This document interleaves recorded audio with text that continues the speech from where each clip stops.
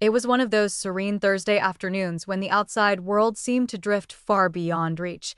The sky wore a delicate, muted gray that is a hallmark of early spring, while the gentle drizzle pattered against the windows, lending an air of tranquility to the house, making it feel even more serene than usual.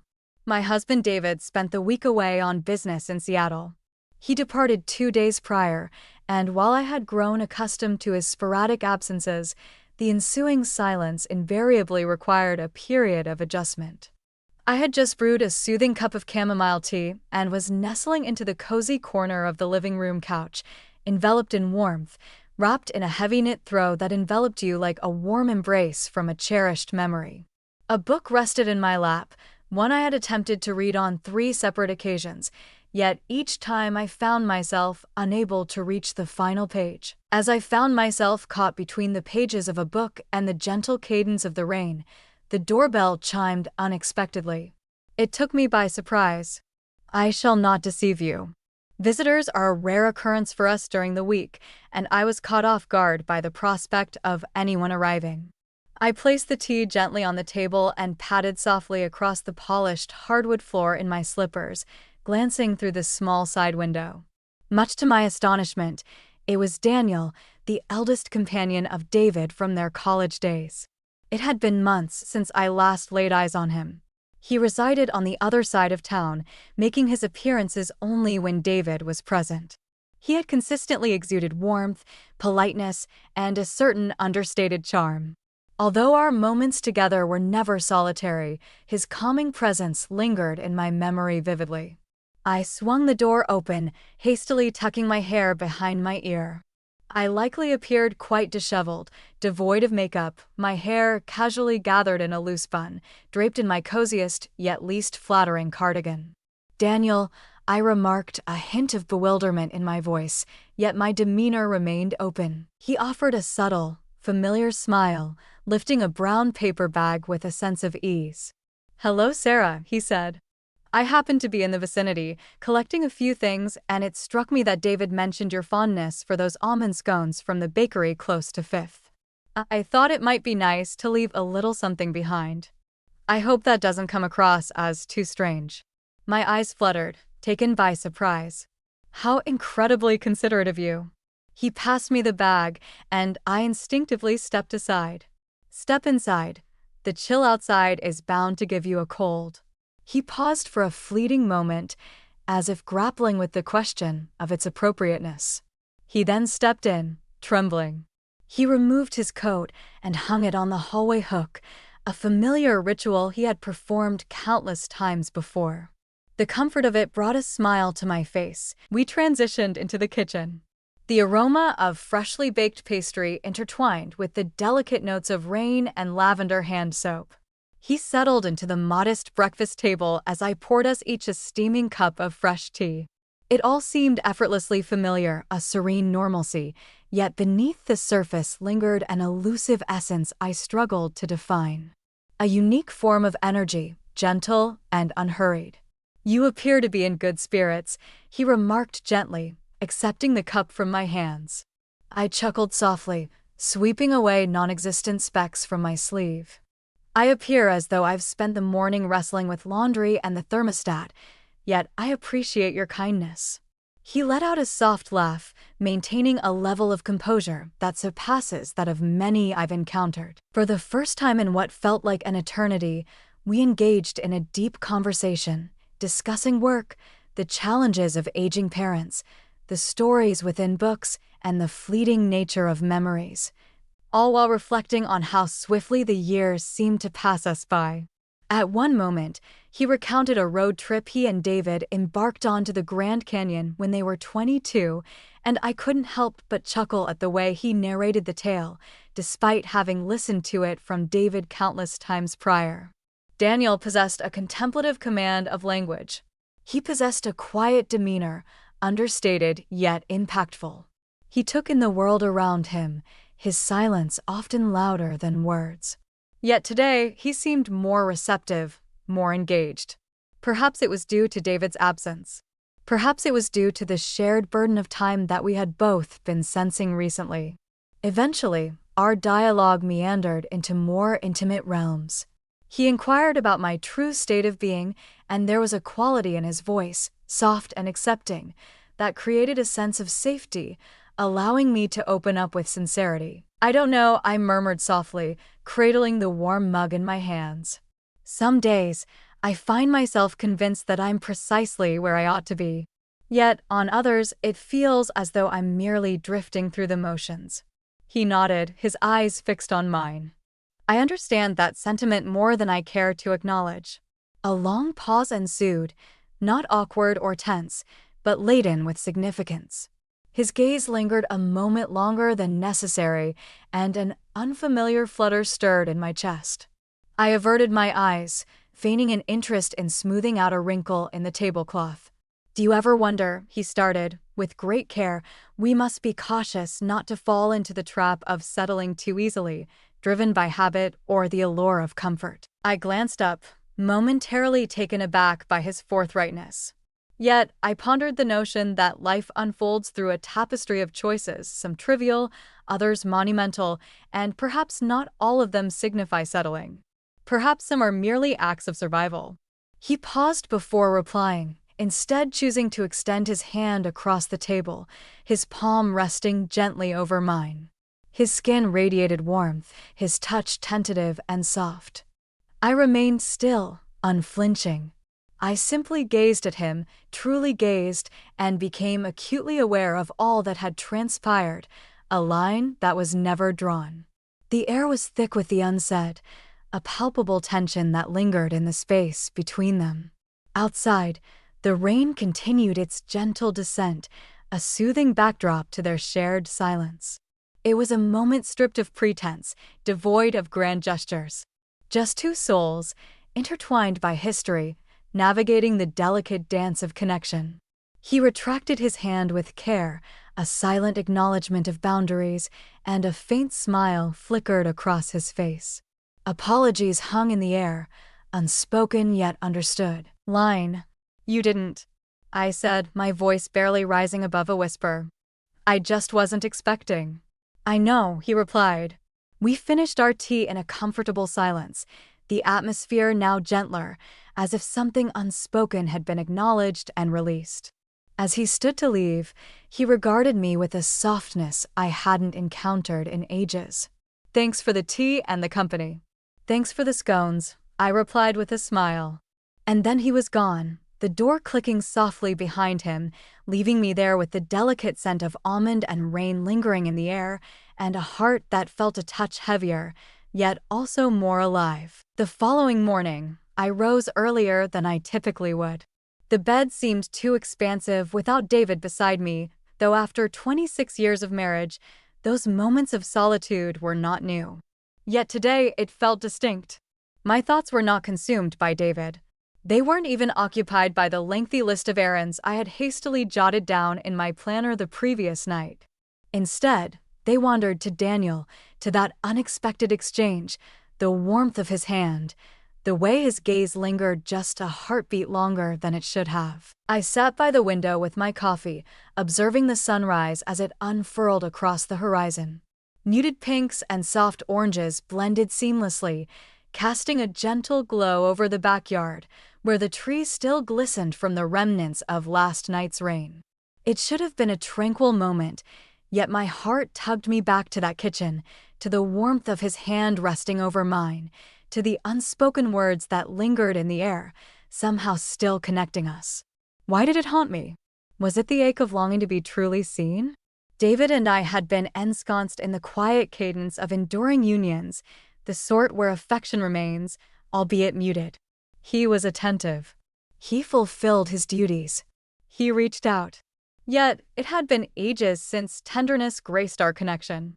Daniel's arrival had rekindled the sensation of being seen, of being acknowledged, of feeling a flicker beneath the calm exterior. Later that day, while rummaging through a box of forgotten gardening tools in the garage, my phone vibrated. I brushed the dust from my hands and looked at the screen. Daniel. My breath hitched for a moment. Just seeing his name illuminated something within me that I wasn't particularly proud of. I tapped the message open. Hey Sarah, I hope it's okay to text. Just wanted to say I enjoyed yesterday more than I expected to. You've always had a way of making people feel at ease. I hope you're having a good day. I stared at the message for what felt like an eternity before replying. It's more than okay. I enjoyed it, too. It was nice, comforting even. Thank you for stopping by. I hit send, my heart thudding more than it should have. I told myself it was just a message, a simple exchange between two old friends. Yet, beneath the surface, I sensed a shift, a quiet, delicate change that felt undeniably real. That night, sleep eluded me. My mind replayed the way Daniel had looked at me, as if I mattered beyond the facade, as if he yearned to uncover the version of myself I had long hidden from others. It stirred questions I had buried for years, not only about my marriage, but also about the person I had become, the life I had settled into, and the parts of myself I had allowed to fade away. The next day, it was a Saturday, gray and cold. I occupied myself with cleaning, seeking solace in the rhythm of my hands while my thoughts spiraled endlessly. Around noon, my phone rang again. It was Daniel. I answered, striving for a casual tone despite the flutter in my stomach. Hey, he said. I know it's a little last minute, but there's this exhibit at the museum. Photographs from the 60s. You always liked that stuff, right? I did. David had always loathed museums. It had been years since my last visit. I was thinking, he continued, since David's still out of town and I'm flying out to Denver on Monday, perhaps you'd like to join me. Just friends catching up, no pressure at all. In a brief moment of silence, I found myself contemplating the implications, not only of accompanying him, but also of the desire to do so. I could have declined, chosen the safer route, yet I found myself saying, sure, that sounds nice. We convened in the museum's parking lot an hour later. He leaned against his car, arms crossed, a wool coat snugly buttoned to his neck. When he saw me, a smile broke across his face, one that reached his eyes, and in that instant, I felt a quiet, impossible pull again. Inside, the museum enveloped us in a hushed warmth, the air rich with the scent of aged paper and polished floors. We wandered through the exhibit at a leisurely pace, stopping to absorb the black and white photographs of protest marches, love-struck couples on park benches, and gritty city streets captured in stillness.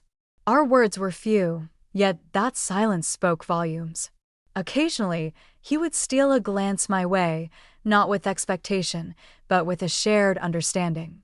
It felt surreal to stand beside someone who ignited within me a sense of being brimming with untold stories and hidden secrets, like I was no longer defined solely by my roles as a wife or a mother.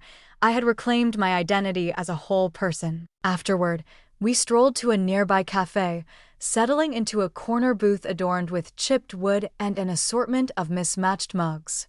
Daniel inquired about my writing, recalling that I had once mentioned my passion for journaling and crafting short stories in my 20s. It struck me how no one had shown interest in that part of me for years. You should still write, he said softly. Think you've got something to say? I held his gaze for a long moment. So do you. A silence enveloped us, and then, in a quiet voice, he said, I used to think I'd end up with someone like you. The atmosphere between us transformed, not weighed down, but delicately poised. I found myself at a crossroads, unsure of how to reply. A part of me yearned to retreat from the precipice, while another craved to draw nearer. I grasped my coffee, my fingers grazing his. He remained still, as did I. We lingered in that moment, a fleeting pause, until I finally cleared my throat and remarked, "It's getting late." He nodded in agreement. "I'll walk you to your car." Outside, the air was crisp, and a few cherry blossoms were just beginning to unfurl on the trees by the curb. Spring was arriving, slowly yet surely. As I opened my door, Daniel lingered beside me. "Thank you," he said, "for today, for not making me feel like a fool." "You're not," I whispered. "You're not a fool, Daniel." He leaned in then, a gesture that was neither a kiss nor anything definitive. His forehead brushed against mine, gentle and almost reverent. It was a touch laden with every unspoken word, every thought we still feared to articulate. Then he stepped back, offered a small smile, and walked away. I lingered in my car for what felt like an eternity before finally turning the key in the ignition. My hands quivered ever so slightly on the steering wheel, and a singular thought echoed in my mind. Something is stirring within me. Something I thought I had buried long ago. The days that followed unfolded in a peculiar blend of the ordinary and the extraordinary. David returned late Sunday evening, his flight delayed by the whims of the weather. He appeared weary and preoccupied, clutching the familiar souvenir mug from the airport gift shop and an unopened box of chocolates from the hotel lobby. I smiled and expressed my gratitude to him and kissed his cheek as I always had. Yet an undeniable change stirred within me, one I could no longer dismiss. My thoughts lingered on Daniel, not merely his words, but the way he regarded me, as if I were more than just a wife. It was as if a light had ignited in a long-forgotten room. I hadn't sought anything new. I hadn't been truly unhappy. Yet, Daniel made me feel acknowledged, as if I were the woman I once was before time dulled my edges, and the world urged me to shrink, quieter. On Tuesday, I stood before my closet, gazing at the old journals neatly arranged on the top shelf. It had been over a decade since I last opened them. I retrieved one, brushed the dust from its leather cover, and settled cross-legged on the bedroom floor. My handwriting from that time was youthful, loopier, brimming with confidence. I leafed through page after page of tales penned in my late 30s, some complete, others left in mid-thought. Dreams, reflections, and thoughts I had yet to embrace. I felt something I hadn't felt in years. David had returned to his familiar routine. Emails, conference calls, dinner at 7, drifting off in front of the TV. We remained kind to one another, still exchanged laughter and cherished little rituals, yet we existed like roommates, familiar, dependable, and comfortable, but devoid of curiosity. There was no harm, no betrayal, merely a gentle detachment. It was Thursday afternoon when Daniel reached out once more. A simple question. Are you free for coffee? No pressure, just a desire for some good company. I paused, my gaze fixed on the message, my heart racing more than I cared to acknowledge. Finally, I replied, yes, same cafe. We met that afternoon. He was already there when I arrived, engrossed in something on his phone, his glasses resting low on his nose. When he glanced up and caught sight of me, a genuine smile spread across his face, as if my presence brought him joy. This time, we chose a spot by the window where the late afternoon sun poured in, casting golden shadows across the table. Our conversation meandered through a landscape of topics, both significant and trivial. I shared my discovery of old journals, and once more, he offered his encouragement, gently, without agenda, to start writing again. I think you've still got stories in you, he said. Real ones. I watched him as he spoke. He wasn't trying to impress me. He wasn't pushing for anything. He just cared. That kind of quiet attentiveness is rare, and it was what made what came next feel even more unexpected. He reached into his coat pocket and handed me a small square envelope. No name, no writing, just soft ivory paper and a simple wax seal. What is this? I asked, confused. He smiled sheepishly. Just something I penned this for you. It's neither romantic nor dramatic, merely reflections. I hesitated about whether to share it. The envelope felt heavy in my hands, filled with uncertainty. Would you like me to read it now? I asked. No, he replied swiftly. Later. Or perhaps not at all. It's your choice. We lingered in silence for a moment, and then, unexpectedly, he spoke. I believe I've always admired you, Sarah. Not merely as David's wife, but you, the way you listen, the way you perceive others.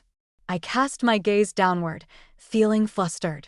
You're expressing this now, after all these years. I wonder if I ever truly had the right moment or the courage. His words lingered in the space between us, both fragile and fraught with tension. I'm not looking to make trouble, Sarah, he murmured gently. I would never want to hurt you or David. I just needed to say it once. I nodded slowly, uncertain of how to respond. He didn't press me. He didn't extend his hand across the table. He simply remained there, calm and receptive, waiting. When I returned home, the envelope lingered in my purse like a concealed ember. I didn't open it immediately. I prepared dinner, folded laundry, and chuckled at one of David's dry remarks, jokes about airport food. Yet, in the stillness of the house, with David peacefully slumbering upstairs, I found my way to the kitchen. I flicked on the stove light and delicately removed the wax seal from the paper. It was a brief missive, just a page and a half, typed with care. He recounted the moment we first crossed paths, how I had everyone in stitches at a backyard barbecue with a wry tale about our dog devouring David's cufflinks. He reflected on how I had a knack for making others feel secure in conversation, truly listening without redirecting the focus onto myself. He wrote about my laugh, its rarity, and the authenticity it carried. He reflected on how, over the years, I seemed to fade into the background while others filled the room. He concluded with a line that I found myself returning to time and again. I just wanted you to know that someone noticed. That evening, I lingered at the kitchen table long after the letter had been folded, my hand resting on it as if it were a living thing. I was unsure of my feelings, perhaps a hint of hurt, but also an unusual sense of tranquility and a touch of something else. When someone truly sees you, not the facade you show the world, but the hidden depths of your being, returning to invisibility becomes a daunting task. The next morning, I awoke before dawn and opened a pristine notebook. For the first time in years, I began to write. The week that followed flowed in soft, gentle rhythms. David resumed his routines. Coffee brewed by 6. The morning paper meticulously folded to his preference, accompanied by those soft grunts he emitted while checking emails on his tablet, as if he were perpetually slightly frustrated. Frustration simmered beneath the surface, yet there was an indifference that kept him from acting. He possessed a certain kindness, a thoughtfulness that emerged in the ways he knew best. However, I was starting to realize that mere kindness couldn't penetrate the silence that had enveloped me for far too long. The letter from Daniel remained hidden within the confines of my journal, meticulously folded between pages filled with words that had long been forgotten. I hadn't reached out to him since, nor had he made an effort. Perhaps he recognized my need for distance, or maybe he was simply allowing me the space to come to my own conclusions, who I truly was, unencumbered by outside influences. One afternoon, David returned home earlier than usual. We found ourselves in the kitchen, where he lingered by the sink, his hand rubbing the back of his neck, a familiar gesture that signaled his contemplation. "You've been different lately," he remarked, not with accusation, but with a keen observation. I glanced up from the salad I was preparing. "Different in what way?" "Quieter, perhaps, more introspective." "And you've been writing again, haven't you?" I hesitated for a moment before nodding. "Yes, I have." His expression softened at my admission. "I think that's good. You used to love it." "I always believed you gave it up too easily." His words caught me off guard. I wasn't certain he had even recalled that aspect of me. It felt as though no one truly paid attention. I said cautiously that I had ceased. He paused for a moment, then moved closer and rested a hand on my shoulder. "That's on me. I should have been aware." I longed to express to him that it wasn't merely about awareness.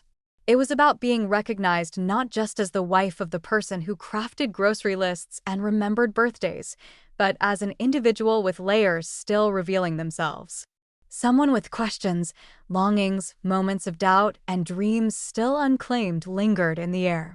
Yet I held my tongue for the time being. Instead, I offered a gentle smile. "It's all right." I think I had also lost sight of myself for a spell.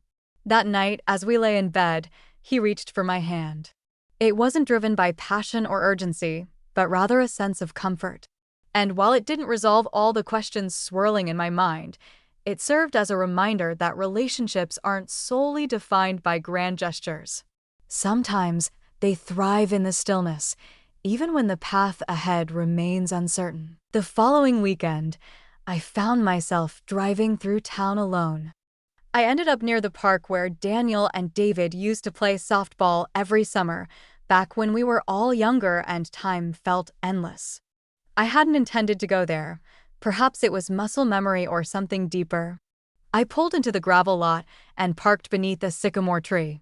Its branches were bare, yet tiny, determined buds had begun to emerge. I sat there for a few moments, gazing out at the empty field, and then I saw him. Daniel was sitting on a bench near the far side of the path, a book resting in his lap. He remained oblivious to my presence. There was a tranquility about him, a serenity that belied the impact of his kindness at just the right moment. I stayed in the car, my hands resting on the steering wheel, mirroring their position from that night after the museum. Fear eluded me. Shame was absent. I was simply present in the moment. Perhaps in another life, with different decisions, the narrative would have shifted. Perhaps Daniel could have been more than a gentle echo, a folded letter, and a distant roar. But in this life, I have come to understand something significant. He did not enter my world to whisk me away. Rather, he appeared to remind me of my true self. Eventually, I ignited the engine, turned the car around, and made my way home. As I stepped through the front door, I found David in the living room, casually flipping through the channels. He glanced up and offered a smile. "Hey," he said. "You okay?" "Yeah," I replied, a sincerity in my voice that had been absent for far too long. "I believe I truly am." I ascended the stairs, opened my journal, and poured my thoughts onto the pages until the sun began its descent beneath the horizon. At times, existence offers no answers. Instead, it presents moments. Moments that awaken something profound and dormant. Moments that compel you to reflect and recall. And I recalled. I recalled the woman I once was, and I began to transform into her.